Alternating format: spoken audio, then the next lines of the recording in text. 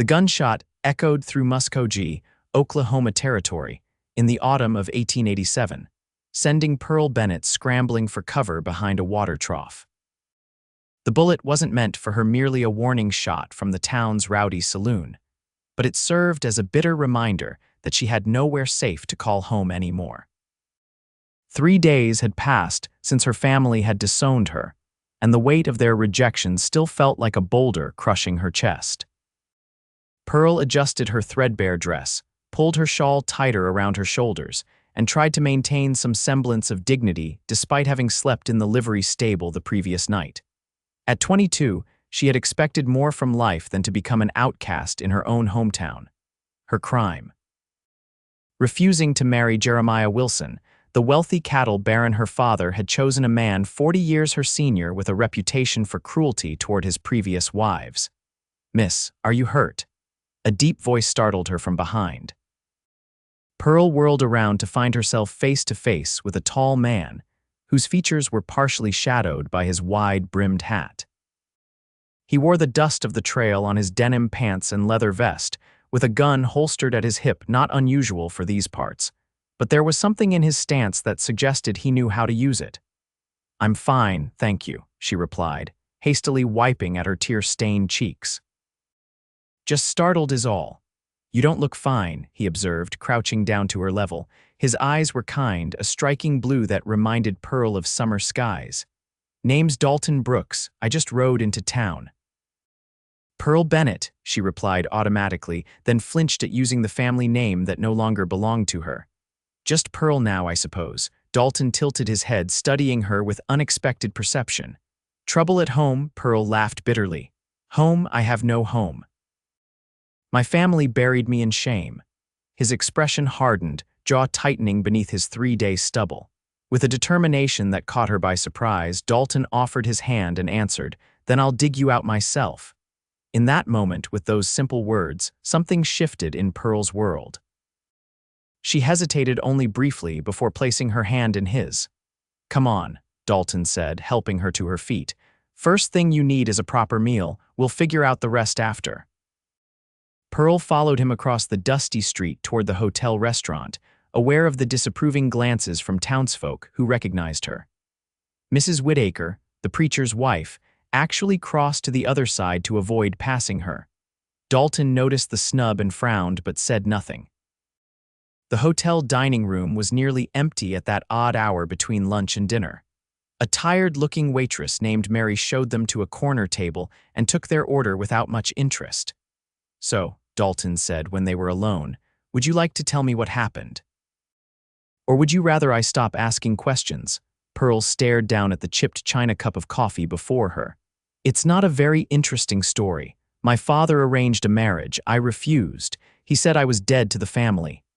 That's a mighty harsh reaction to a daughter having her own mind. "The man he chose has money and influence," Pearl explained.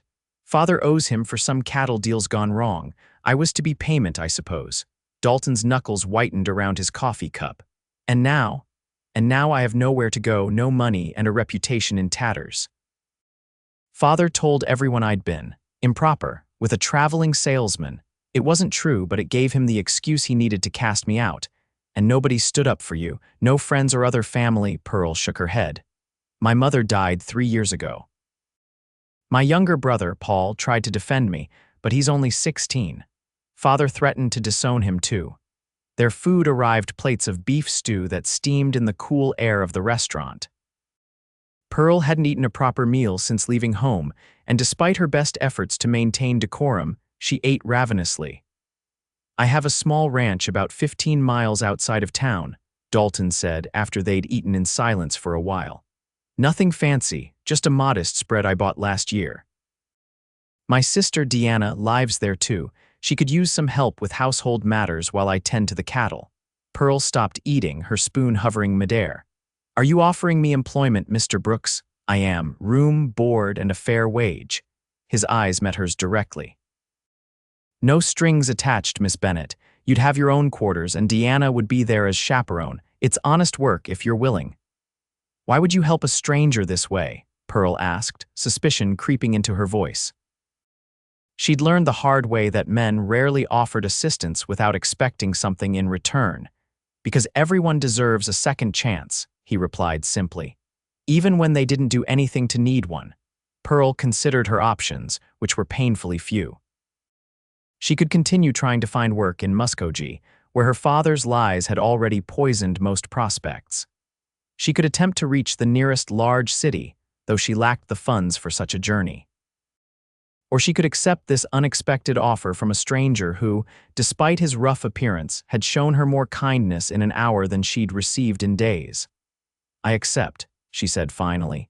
"But I want to be clear I'll work hard for my keep, and I expect to be treated with respect." A smile broke across Dalton's face, transforming his weathered features. "I wouldn't have it any other way, Miss Bennett." They finished their meal and stepped out into the afternoon sun. Dalton led her to the general store where he purchased supplies, including fabric for new clothing, toiletries, and a sturdy pair of boots that would replace Pearl's impractical town shoes. "You don't need to," she began, but he cut her off gently. "Consider it an advance on your wages."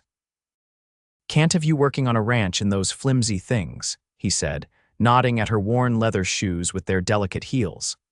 "Besides, Deanna will be pleased to have another woman around. It gets lonely out there for her." At the livery stable, Dalton collected his horse, a magnificent chestnut stallion, and rented a gentle mare for Pearl. She gathered her few possessions, a small carpet bag containing a change of clothes, a hairbrush, and her mother's locket, and tied them to the saddle.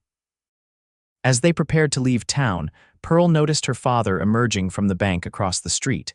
Harold Bennett, a stocky man with graying sideburns and cold eyes, spotted her immediately. His face contorted with rage as he stormed toward them. "You dare show your face in town, girl." He bellowed. "After the shame you've brought to our name," Dalton stepped between them, his hand resting casually near his holster. "Mr. Bennett, I presume? Who the hell are you?" Harold demanded, his face flushed with anger or whiskey or both. "Dalton Brooks." "I've just hired your daughter as a housekeeper for my ranch." Harold's laughter was ugly. "Housekeeper? Is that what they're calling it these days?" His gaze shifted to Pearl. "I always knew you'd end up no better than a whore." Pearl flinched as if he'd struck her, but before she could respond, Dalton stepped closer to her father, his voice dropping to a dangerous murmur. "Mr. Bennett, I'm going to say this once. Your daughter is under my protection now. If I hear you've spread any more lies about her character, you and I will have a serious problem. Do I make myself clear?" Something in Dalton's steady gaze made Harold Bennett take a step backward. He glared at Pearl. "You're no daughter of mine. Don't ever come crawling back when he's done with you."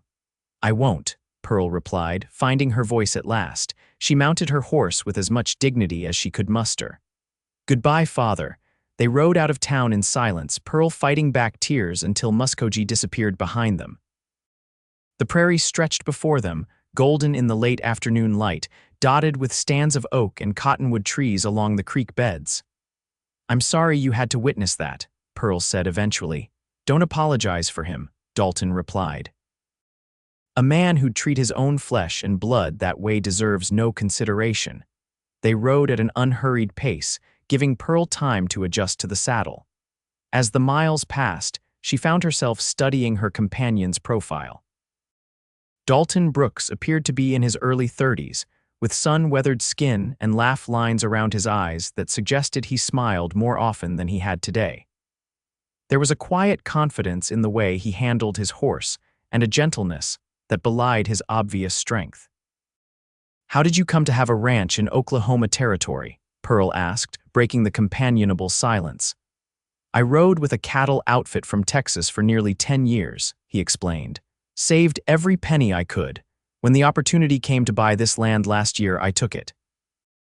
It's not much compared to some spreads, but it's mine. No debts, no partners. And your sister came with you." "Deanna's been with me since our parents died in '79. Yellow fever took them both within a week of each other. She was just 16 then." "I'm sorry," Pearl said sincerely. "It was a long time ago," Dalton replied, though his voice suggested the wound wasn't entirely healed. "We managed. Deanna's a strong woman, you'll like her." As the sun began to set, the outline of a modest ranch came into view.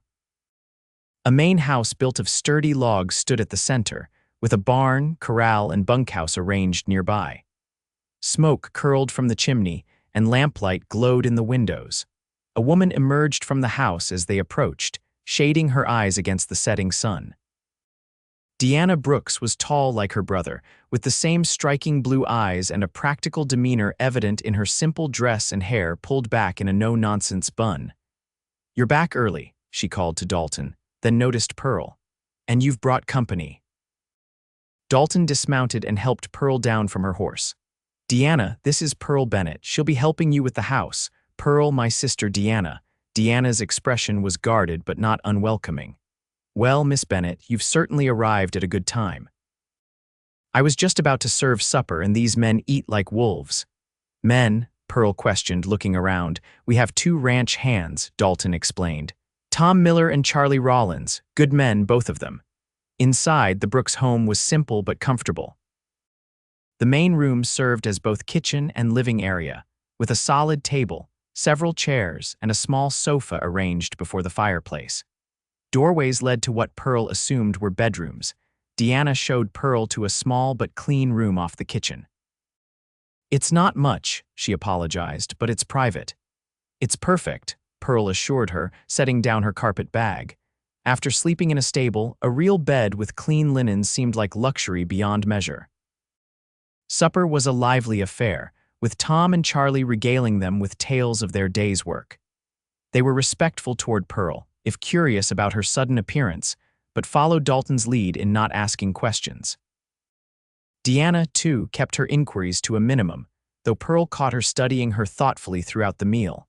After the men retired to the bunkhouse and Deanna to her room, Pearl found herself alone with Dalton before the dying embers of the fire.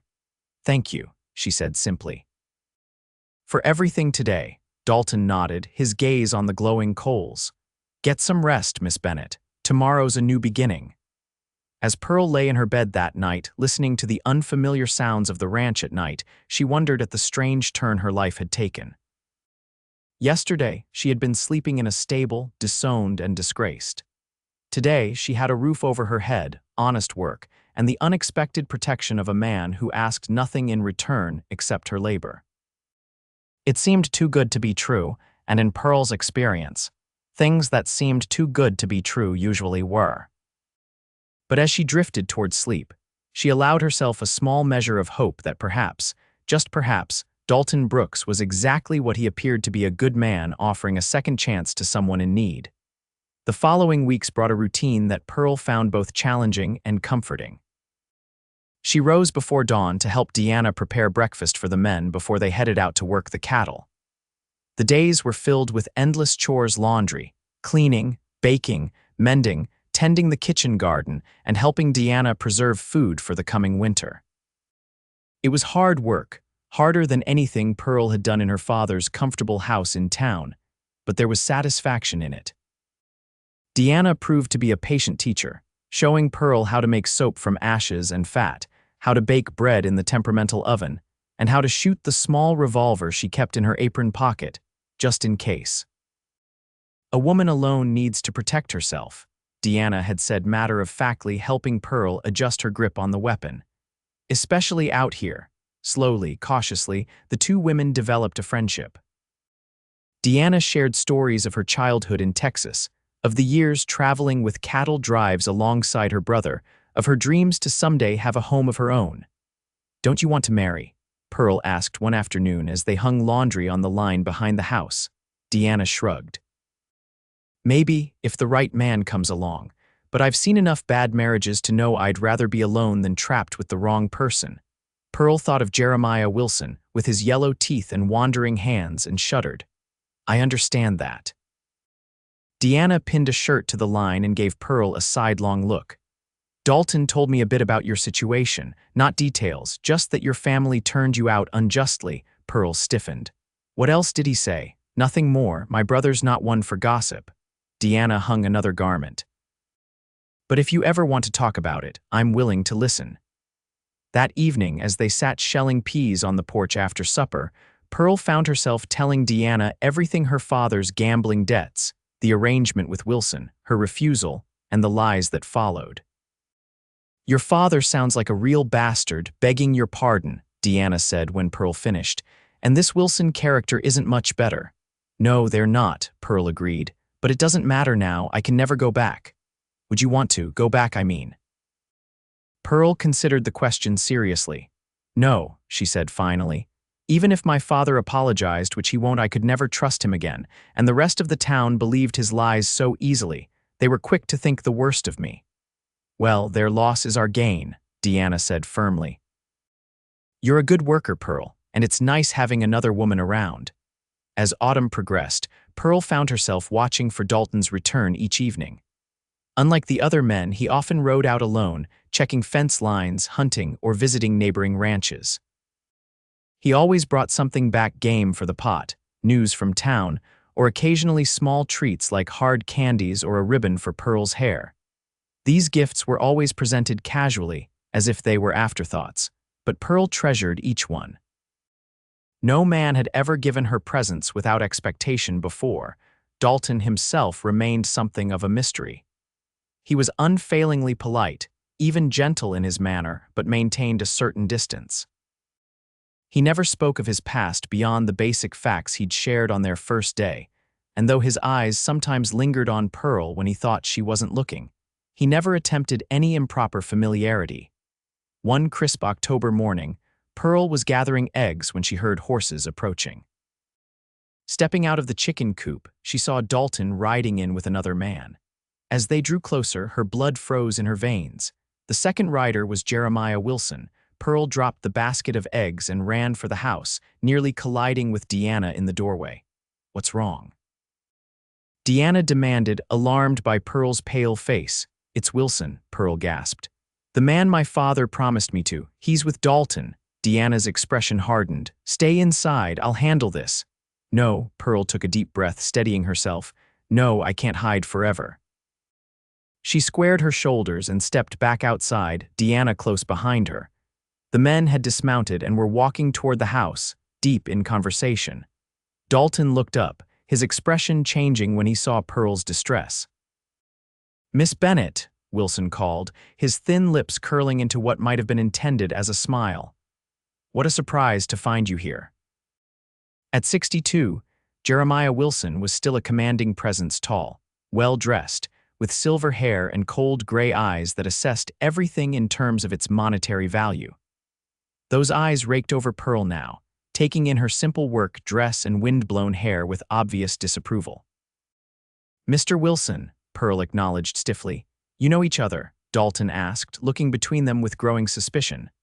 Oh yes, Wilson replied before Pearl could speak. Miss Bennett and I have an understanding, or we did before she ran away like a frightened child. That's not true, Pearl said, finding her courage in the presence of Deanna's steady support and Dalton's questioning gaze. My father tried to force me to marry Mr. Wilson to cover his gambling debts. There was never any understanding between us. Wilson's face darkened. Your father gave his word. In my day, that meant something. A father has no right to promise his daughter like a piece of property, Dalton interjected, his voice dangerously quiet. Wilson turned to him with a dismissive wave. Young man, this is between me and the Bennett family. I merely stopped by to discuss a potential cattle sale. I had no idea you were harboring Harold's runaway daughter. Miss Bennett works for me, Dalton stated firmly. She's not harbored here, she's earned her place. Is that what you call it? Wilson sneered. Well, I suppose a young, unmarried woman living among cowboys must earn her place somehow. Deanna stepped forward, her hand moving to her apron pocket where Pearl knew she kept her revolver. Mr. Wilson, I suggest you watch your words carefully. You're insulting not only Miss Bennett but me as well, since I live here too. Wilson seemed to notice Deanna for the first time, taking in her sturdy frame and determined expression. He hesitated, then turned back to Dalton. I'll return another time to discuss business, Brooks, when you're not distracted by domestic matters. Don't bother, Dalton replied coolly. I don't think we'd reach an agreement. Wilson's jaw tightened. He turned to Pearl one last time. Your father isn't well, you know. The strain of your disgrace has affected his health. If you had any decency, you'd return and make amends. Pearl felt a momentary pang of guilt, quickly replaced by anger. My father disowned me, Mr. Wilson. He made his choice as I made mine. Without another word, Wilson mounted his horse and rode away, his straight back radiating indignation. As soon as he was out of sight, Pearl's knees began to tremble. Deanna put an arm around her shoulders, guiding her to the porch steps where they both sat down. "I'll fetch some water," Deanna murmured, leaving Pearl alone with Dalton. He remained standing, his expression unreadable. "I didn't know who he was," he said at last. "He approached me in town, said he was interested in buying some cattle." "Of course you didn't know," Pearl assured him. "How could you have? Is what he said true about your father being ill?" Pearl twisted her hands in her lap. "I don't know. He could be making it up to manipulate me." Dalton sat beside her on the step, keeping a respectful distance. "Would you want to go back, to check on him at least?" The question surprised her. "Would you? Would you let me come back here afterward?" His eyes met hers, intense and sincere. "This is your home now, Pearl, for as long as you want it to be, home." The word resonated through her, warming her from within. In just a few weeks, this ranch with its simple routines and honest work had become more of a home than her father's house had been since her mother died. "Thank you," she whispered. "But no, I don't think I should go back. Not yet, anyway. If my father truly wants to see me, he knows where I am." Deanna returned with a cup of water, and the moment between Pearl and Dalton ended, but something had shifted. That night at supper, he sat beside her rather than at the head of the table, and when their hands accidentally touched while reaching for the bread, neither pulled away immediately. The days grew shorter as November arrived, bringing with it the first truly cold weather of the season. The routine of the ranch changed with the season: less fieldwork, more time spent repairing equipment, smoking meat, and preparing for winter. Pearl found unexpected joy in these quiet days. She learned to make candles, to knit by the fire in the evenings, to identify the different birds that wintered on the prairie. Deanna taught her to play checkers and an old card game called Pharaoh that she'd learned in Texas, while Tom showed her how to whittle simple figurines from wood. And then there was Dalton. Since Wilson's visit, he seemed to have dropped some of his reserve around Pearl. He sought her company in the evenings, sometimes reading aloud from one of the few books on the ranch, a worn copy of Shakespeare's sonnets, a volume of Tennyson's poems, a dog-eared Bible. Other times they simply talked, exchanging stories of their childhoods or discussing the day's events. On a particularly cold evening in late November, Dalton found Pearl alone by the fire, darning socks while Deanna visited a neighbor who had recently given birth. "May I join you?" he asked, hesitating at the edge of the firelight. "Of course," Pearl replied, setting aside her mending. "It's your house." "It's your home too," he reminded her, taking the chair opposite hers. For a long moment he studied her face in the flickering light. "You look content, are you?" Pearl considered the question seriously. "Yes," she said finally. "More than I expected to be, more than I've been in years, if I'm honest. I'm glad." Dalton's voice was soft. "When I found you that day in Muskogee, you looked broken, like someone who'd lost everything." "I had," Pearl admitted, "or I thought I had. My family, my home, my reputation, they were all gone in an instant. And now I have work that matters. I have Deanna's friendship, I have." She hesitated, uncertain how to describe what existed between herself and Dalton. "I have a place where I belong." Dalton leaned forward, his elbows on his knees. "Is that enough, Pearl? Just belonging?" Her heart quickened at the question and the intensity in his blue eyes. "What do you mean, I mean?" He paused, searching for words. "I've watched you these past weeks. You work harder than anyone I know. You never complain. You've made this place brighter somehow." Pearl felt heat rising to her cheeks that had nothing to do with the fire. "Dalton, let me finish, please." He took a deep breath. "I know it hasn't been long. I know you came here just needing safety and work, but I find myself wanting, hoping for more." The room seemed suddenly too warm, too small. Pearl's hands trembled in her lap. "What are you saying?" "I'm saying that I care for you, Pearl Bennett. More than I should, perhaps. More than I intended to."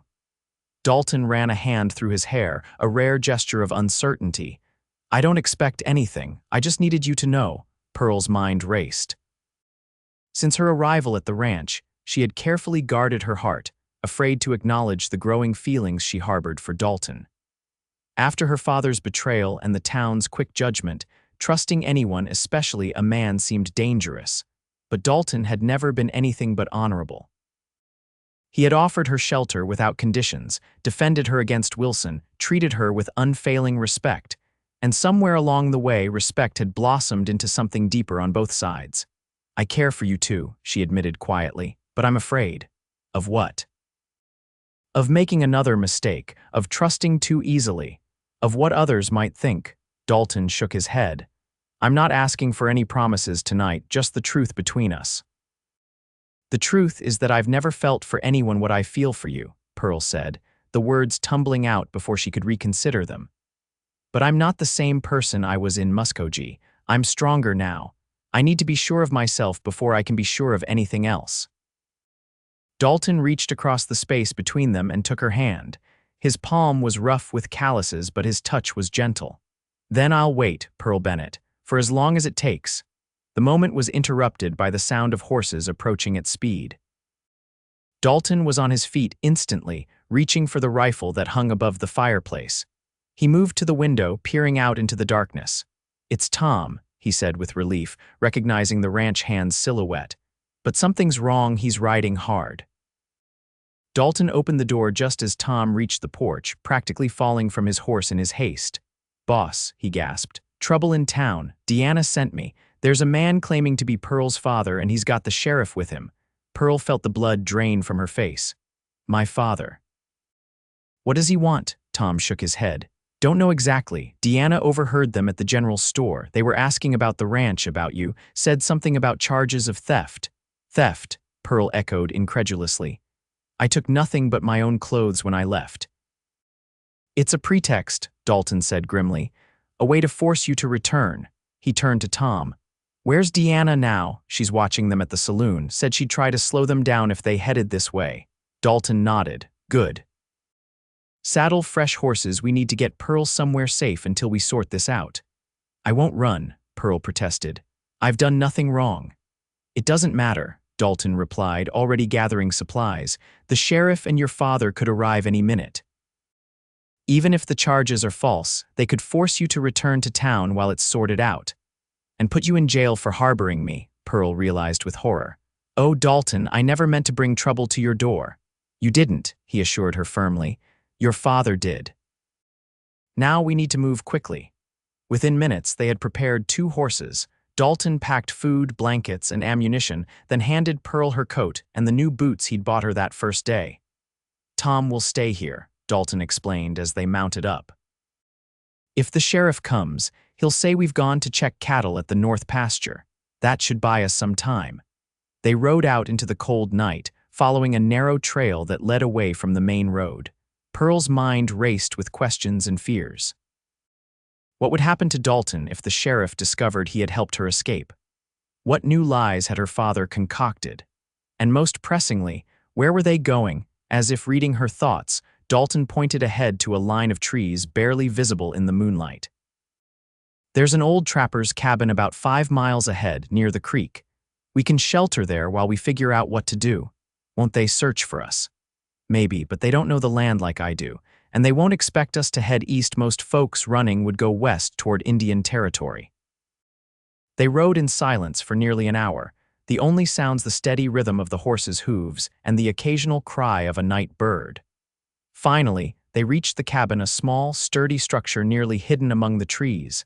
Inside, it was dusty but intact. A stone fireplace dominated one wall, and simple furniture, a table, chairs, a narrow bed remained from its previous occupants. "Does this belong to you?" Pearl asked as Dalton lit a lantern he'd brought. "No, it was abandoned years ago. I found it when I was exploring the property last spring.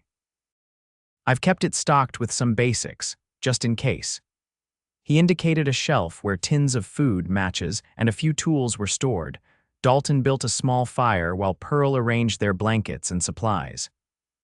The domestic activity felt strangely intimate in the confined space, and Pearl was acutely aware of Dalton's every movement. "We should be safe here for a day or two," he said, sitting across from her at the small table. "By then, Deanna will have sent word if it's clear to return, or we'll figure out another plan." "I'm sorry for all this," Pearl said, unable to meet his eyes. You've done so much for me, and I've only brought you trouble." Dalton reached across the table and lifted her chin gently, forcing her to look at him. "Pearl Bennett, you are not trouble. You're the best thing that's happened to me in a long time." The sincerity in his voice made her throat tight with emotion. "Even now. When we're hiding from the law because of me, especially now." His smile was wry.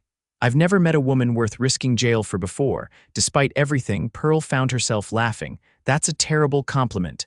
"But honest," he replied, his eyes warm in the firelight. They talked late into the night, making plans for every contingency. If the sheriff was simply doing his duty based on false information, they could return and clear things up. If, as they both suspected, Harold Bennett was using his influence to force Pearl's return, they would need a more permanent solution. "We could go to Kansas," Dalton suggested. "I have friends there who would help us start over." "Us?" Pearl questioned softly. Dalton met her gaze steadily. "Yes, us. I won't abandon you, Pearl, not ever." The promise hung between them, weighted with meaning neither was ready to fully express. Eventually, exhaustion overtook them, and they settled into their separate sleeping spaces, Dalton near the door, Pearl on the narrow bed. Sleep eluded Pearl as she listened to the unfamiliar sounds of the forest and Dalton's steady breathing across the room. Her life had become a series of unexpected turns since that day in Muskogee, when a gunshot had sent her diving for cover behind a water trough. Now here she was, hiding in a cabin with a man she was rapidly falling in love with, running from her own father. Just before dawn, the sound of approaching horses woke them both. Dalton was on his feet instantly, rifle in hand, motioning for Pearl to stay silent. He moved to the window, peering cautiously through a gap in the shutters. "It's Deanna," he said with palpable relief, lowering his weapon. "And Charlie." They stepped outside to meet the riders. Deanna dismounted quickly, rushing to embrace Pearl. "Thank God you're safe," she said. "We were worried sick." "What happened in town?" Dalton asked Charlie, who looked exhausted from the night's riding. "Your sister is quite the actress," Charlie replied with admiration. "She convinced the sheriff that Pearl had gone to visit relatives in Tulsa days ago. Even produced a letter supposedly from Pearl saying she'd arrived safely." Deanna shrugged modestly. "I may have borrowed some of the sheriff's own stationery while he was distracted." Anyway, he was skeptical at first, but when Tom confirmed my story and offered to let them search the ranch, he started to doubt Bennett's claims. "And my father?" Pearl asked hesitantly. Diana's expression hardened. "He was drunk, Pearl. Started raving about how you'd stolen family heirlooms, then changed his story to say you'd taken money from his safe. The sheriff could see he wasn't reliable. So it's over?" Dalton asked, not quite believing it could be resolved so easily. "Not entirely," Charlie admitted. "Bennett was furious when the sheriff refused to arrest anyone. As we were leaving town, I heard him talking to Wilson about taking matters into their own hands." Pearl felt a chill that had nothing to do with the morning air. "What does that mean?" "It means we need to be prepared," Dalton said grimly. "If they can't use the law against us, they might try other methods." They returned to the ranch cautiously, taking a circuitous route and watching for any sign of pursuers. The day passed tensely, with all of them jumping at unexpected sounds. Dalton posted Tom as a lookout on the ridge overlooking the approach to the ranch, while Charlie checked and cleaned every firearm they owned. As night fell with no sign of trouble, they began to hope that perhaps the threat had been empty words spoken in anger. They ate supper together, the conversation deliberately light, though the rifles propped beside the door belied their casual manner. After the meal, as Pearl and Deanna washed dishes, Dalton pulled Charlie aside for a private conversation. Pearl couldn't hear their words, but she saw Charlie nod gravely before heading out to relieve Tom on watch. "What was that about?" Pearl asked when they were alone in the kitchen. "Just precautions," Dalton replied, helping her dry the last of the plates. "Charlie's a light sleeper. He'll hear anyone approaching before they get close." Pearl set down her towel and turned to face him directly. "Dalton, if my father and Wilson come, what will you do?" His expression was troubled. "Whatever I have to do to keep you safe." "I don't want anyone hurt because of me," she said urgently. "Especially not you." Dalton took her hands in his touch warm and reassuring. Pearl, listen to me. This isn't just about you anymore. It's about what's right. No man has the right to sell his daughter. No man has the right to destroy someone's reputation with lies. What your father and Wilson are doing is wrong, and I'd stand against it even if I didn't. He stopped abruptly. Even if you didn't what? Pearl pressed, her heart pounding. Even if I didn't love you, Dalton finished quietly. The words hung in the air between them, simple and profound. Pearl felt tears spring to her eyes. I love you too, she whispered. I think I have since that first day when you said you'd dig me out of the shame my family buried me in. Dalton's face softened and he drew her gently into his arms. Their first kiss was tender, a promise exchanged without words. Pearl felt something within her healing, a wound closing that she hadn't realized was still open. When they parted, Dalton rested his forehead against hers. When this is over, when you're truly free of your father and Wilson, I want to court you properly. If you'll let me, Pearl smiled through her tears. I'd like that very much. The sound of a rifle shot shattered the moment. Dalton was moving instantly, pushing Pearl behind him as he reached for his gun. Stay here, he ordered, heading for the door. Like hell I will, Pearl responded, grabbing the shotgun Deanna had taught her to use. This is my fight too. Outside, chaos had erupted. Two riders were approaching fast from the west, while Charlie fired warning shots from his position near the barn. Tom rushed from the bunkhouse, rifle in hand. As the riders drew closer, Pearl recognized her father's stocky silhouette and Wilson's tall, lean frame. Both men were armed, and it was clear from their reckless approach that they weren't here for peaceful discussion. Bennett, Dalton called out. Stop right there. The riders slowed but didn't stop. Harold Bennett's voice carried across the yard, slurred with liquor. Where's my daughter, Brooks? Send her out, Mr. Bennett. You're trespassing on private property, Dalton replied evenly. I suggest you turn around and go home before someone gets hurt. Wilson's laugh was ugly. We're not leaving without the girl. She has obligations to fulfill. Pearl stepped forward, ignoring Dalton's attempt to keep her behind him. I have no obligations to either of you, she called. Go home, father. You're drunk and making a fool of yourself. Her father's face contorted with rage. How dare you speak to me that way? After everything I've done for you. What have you done except lie about me and try to sell me to pay your gambling debts? Pearl demanded, finding strength in her anger. Ungrateful bitch, Bennett snarled, raising his pistol. What happened next seemed to unfold in slow motion. Wilson reached out to stop Bennett, perhaps realizing that shooting would only make their situation worse. Bennett, drunk and enraged, shook him off and fired. The bullet went wide, splintering wood from the porch post near Pearl's head. Dalton returned fire in an instant, his shot catching Bennett in the shoulder. The older man tumbled from his horse, howling in pain. Wilson reached for his own gun, but Charlie's rifle was trained on him steadily. Don't, Charlie advised calmly. You won't get a second chance. Wilson slowly raised his hands in surrender. The aftermath was chaotic. Deanna bandaged Harold Bennett's wound while Tom rode for the sheriff. Wilson sat sullenly under Charlie's watchful eye, his earlier bravado evaporated in the face of real consequences. Bennett, sobered somewhat by pain and the realization of what he'd done, refused to look at Pearl as she approached him. Why? She asked simply. Why couldn't you just let me go? His face was gray with pain and something that might have been shame. Wilson was going to cancel my debts, he muttered. All of them, if you married him. So you sold your own daughter. Pearl's voice was flat. You don't understand, Bennett protested weakly. After your mother died, I started gambling. I thought I could win enough to give you a better life. But it got away from me. Pearl shook her head, pity mingling with her disgust. That's no excuse for what you did, for the lies you told about me. Bennett had no answer for that, and Pearl felt the last vestiges of filial obligation slip away. This man was no longer her father in any way that mattered. When the sheriff arrived, the situation was explained in full.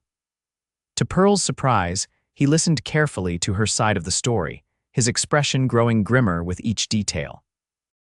Mr. Bennett, he said finally, you're under arrest for attempted murder and filing false charges. Mr. Wilson, you're coming in for questioning about your role in this affair. As the sheriff prepared to take the men back to town, Bennett made one last appeal to Pearl. Daughter, please.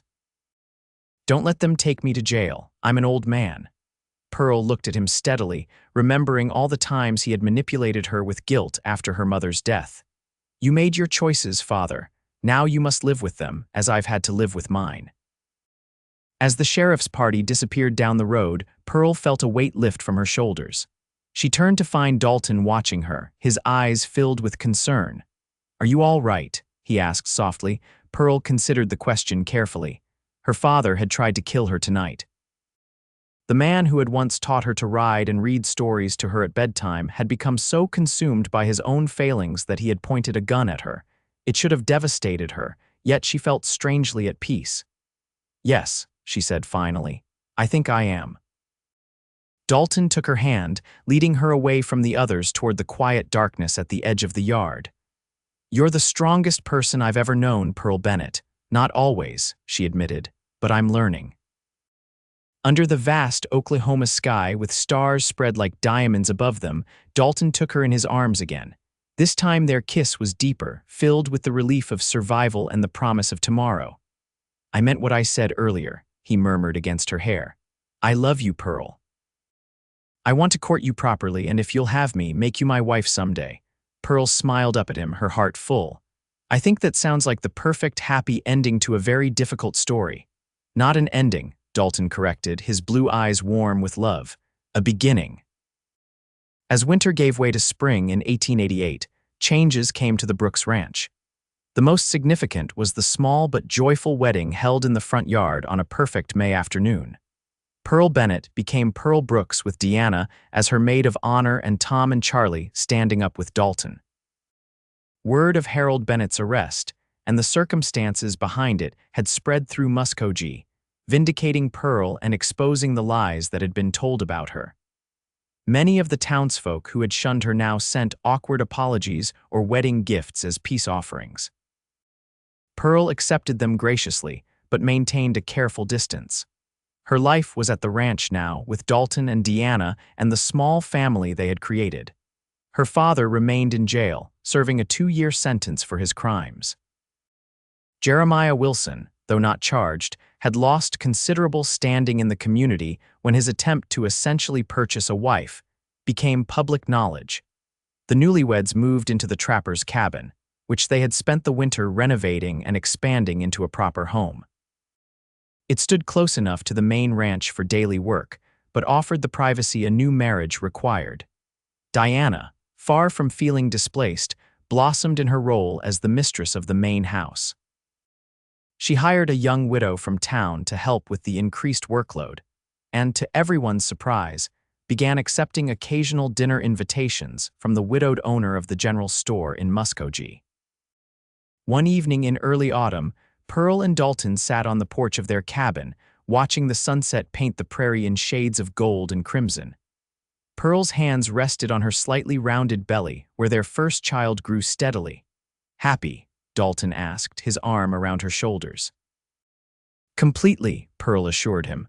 I was thinking about that day we met, how desperate I was, how lost. And now I know exactly where I belong.